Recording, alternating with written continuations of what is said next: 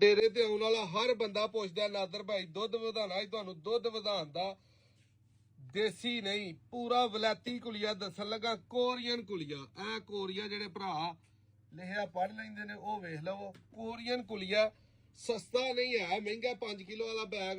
Doctor ਸਾਹਿਬ number ਕੀ ਹੈ ਆਪਣਾ? 0371000809। Location Bhatti pharmacy ਮਰੇ ਕਾਲਜ ਰੋਡ ਸਿਆਲਕੋਟ।